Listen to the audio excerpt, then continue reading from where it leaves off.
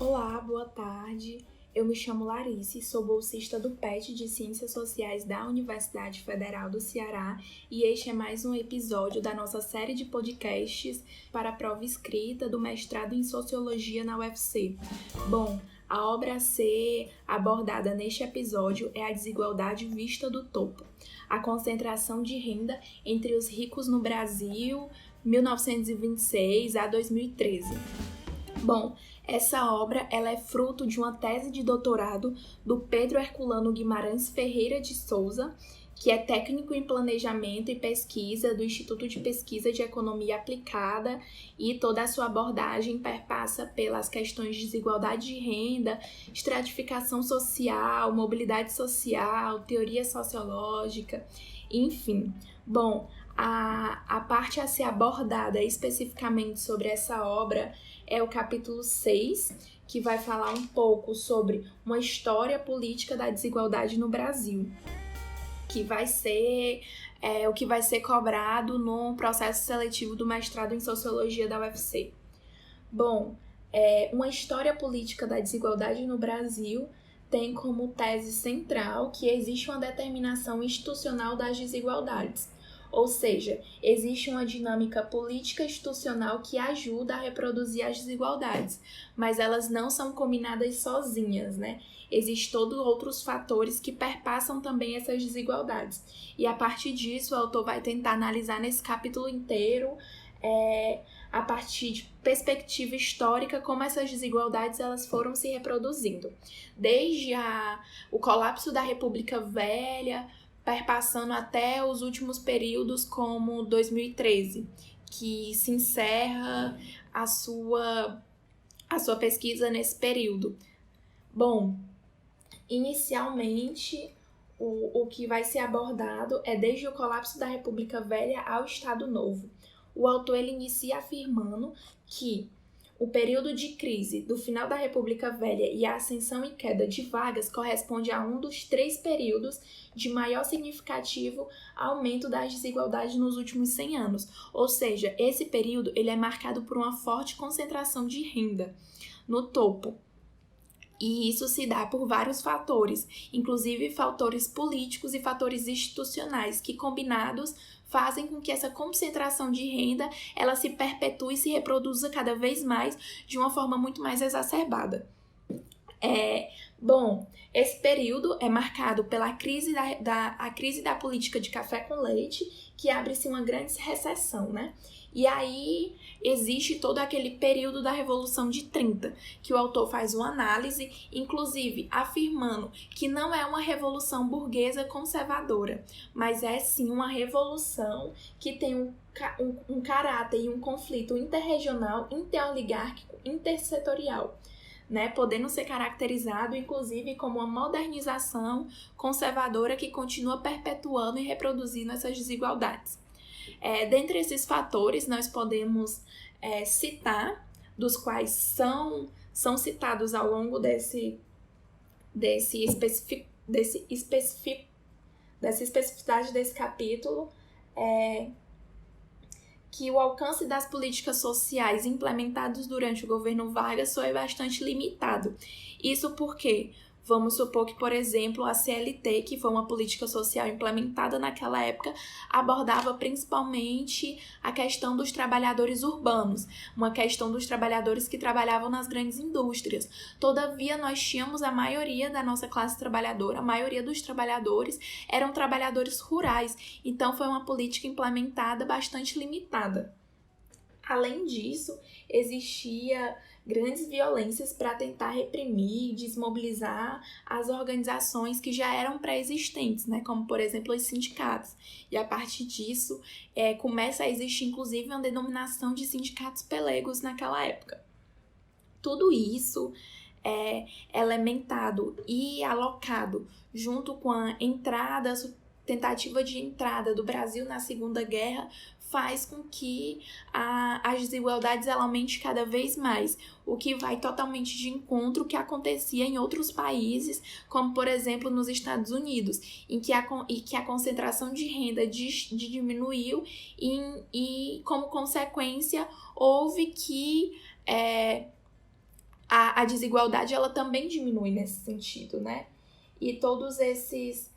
E além do fechamento de regime também para o Estado Novo, a dissolução dos partidos políticos, a dissolução do Congresso, o maior controle sindical, as greves proibidas, todos esses fatos e o aumento, como o autor inclusive diz, né, que todos esses fatos e o aumento da concentração no topo, eles não podem ser reduzidos a mera coincidência, né? O que reverbera e confirma cada vez mais a sua tese de que a concentração de renda ela é também fruto de uma política institucional. Ela também perpassa, para além de questões tributárias, questões financeiras, ela perpassa por uma questão política, institucional e histórica. Bom, a partir disso, nós entramos em outro período, que é a Era do Desenvolvimento, onde existiu uma certa diminuição da concentração de renda em um momento que justamente nós tínhamos um certo período democrático, né? Um período em que passamos pelo governo Dutra e passamos pelo governo do Juscelino Kubitschek. Nesse período, foi marcado por uma certa industrialização além do período democrático.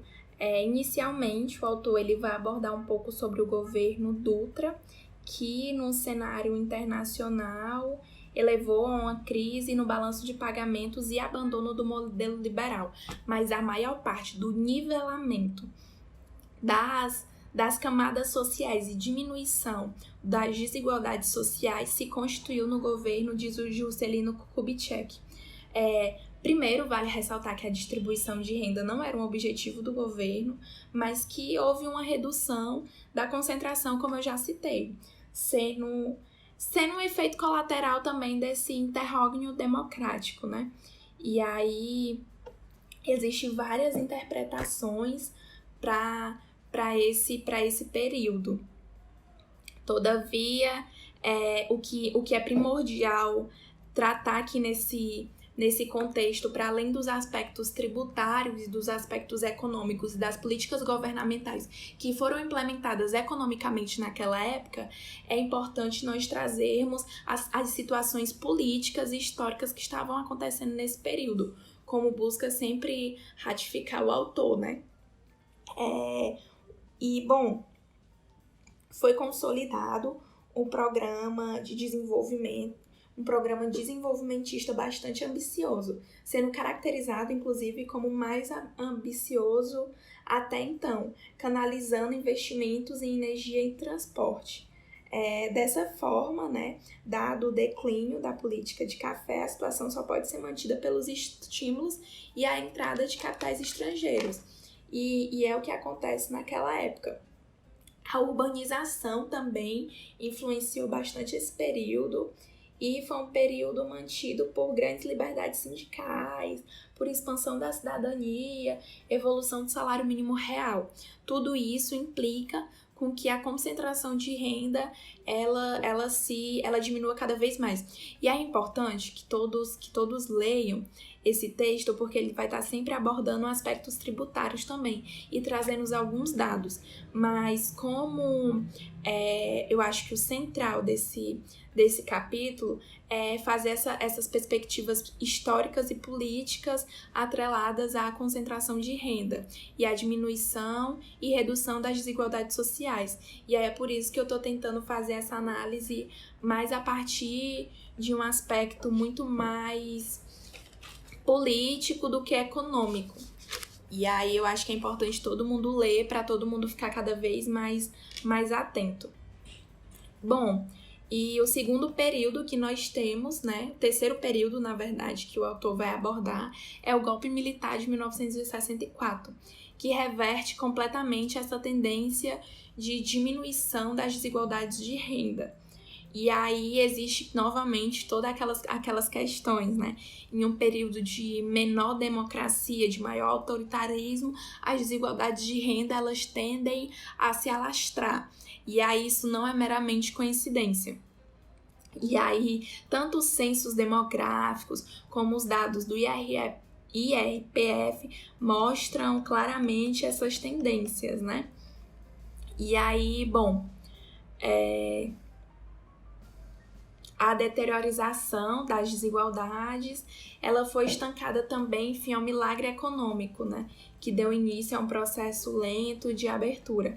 A maior estabilidade econômica do período, ela refletiu-se em uma maior volatilidade das fatias recebidas pelos mais ricos, de todo modo declinaram até um pouco do fim da década de 1990. E aí, com isso, nós passamos pelo próximo período, que é o período da redemocratização do Estado até do período da redemocratização até um pouco mais à frente. E aí, bom, não existem muitos dados sobre as questões das desigualdades nesse período, mas o autor afirma que o poder regressivo da inflação acabou piorando muito a situação. Mesmo que não exista dados, é provável que a situação tenha ficado cada vez mais pior durante dado esse período. E aí, posteriormente a isso, ele vai afirmar que um dos achados mais surpreendentes dos dados tributários é que não houve muitas novidades no período mais recente. Desde 1988, o Brasil virou um país democrático normal, com a Constituição bastante expansiva quanto aos direitos sociais, garantias individuais. E a partir de 1994, há uma inflação sob controle, que é justamente o período do Plano Real, que é formulado aí pelo Fernando Henrique Cardoso. E aí existe também, a partir disso, o crescimento pobre observado nos anos 2000, que é advindo também de governos progressistas, mas que, todavia, eu acho que essa é uma das partes mais centrais e importantes do texto, né? Que é sobre o último período recente, que o autor vai abordar sobre a possibilidade de um novo contrato social, que foi um período que houve uma inclusão escolar e houve efeitos distributivos da educação, e esse período é marcado tanto de 2000 até 2013, 2002 até 2013. E aí, um dos aspectos centrais é que tem um autor chamado Alston, que ele vai falar que o Brasil passou por um raro momento de mudança em seu contrato social, entendido como um mix de políticas redistributivas e regulamentação que influenciou os níveis da desigualdade de desenvolvimento. Então, a Constituição de 1998 seria a cristalização do novo contrato, tendo como espinha dorsal a priorização da inclusão social. Mas o autor vai afirmar que não, que na verdade não existia um novo contrato social, porque as desigualdades, elas se perpetuaram durante esse período, mesmo que, como eu tinha citado, né, houve algumas políticas sociais, como a inclusão escolar, que teve efeitos distributivos, mas que a concentração de renda, ela se perpetuou durante todo esse período. Não houve uma certa timidez da tributação direta sobre a renda, sobre a propriedade, a política salarial e a previdência para a elite do funcionalismo público, o acesso privilegiado a créditos e isenção de subsídios para grandes grupos empresariais proporcionaram e facilitaram cada vez mais a reprodução das desigualdades. E aí, algumas dimensões estruturais mudaram muito pouco, como a concentração fundiária. E, bom, isso perpetuou bastante a desigualdade social, mesmo que tenha havido políticas sociais. E bom, gente, é basicamente isso. Ele vai perpassar por esses períodos, né? O Estado Novo, colapso do final da República Velha, o Estado Novo, o interrógnio democrático, passando pelos governos de Juscelino Kubitschek, passa pelo período autoritário do Brasil, que foi da ditadura militar, aí depois perpassa pelo processo da redemocratização de 88, e aí finaliza com essa questão do novo contrato social, que é dos anos 2000 até 2013. E nesse sentido, se fica muito nítido a sua tentativa de vincular todo o processo histórico e todo o processo político à concentração de renda no Brasil, né? Afirmando, inclusive, que os últimos 100 anos não foi acidental a concentração de renda no topo. É visivelmente vinculado com a nossa história social, política e econômica. Bom, essa apresentação ela é bastante limitada, porque existe um período curto de tempo que nós podemos fazer ela. Então, é importante que todo mundo leia, se atente aos textos, tente pegar mais as partes dos dados, né? Das questões dos dados tributários que o autor traz, mas vinculando sempre a uma questão política e história da época que nós estávamos inseridos, que o Brasil estava inserido naquele momento. E aí, bom, novamente, espero que todo mundo consiga ler, espero que essa série de podcasts tenha ajudado a quem está tentando se preparar para o processo seletivo de mestrado em Sociologia na UFC. Essa série de podcasts é realizada pelo Programa de Educação Tutorial da UFC e posteriormente nós teremos um fórum de discussões.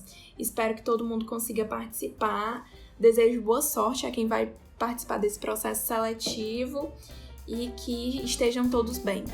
Obrigada.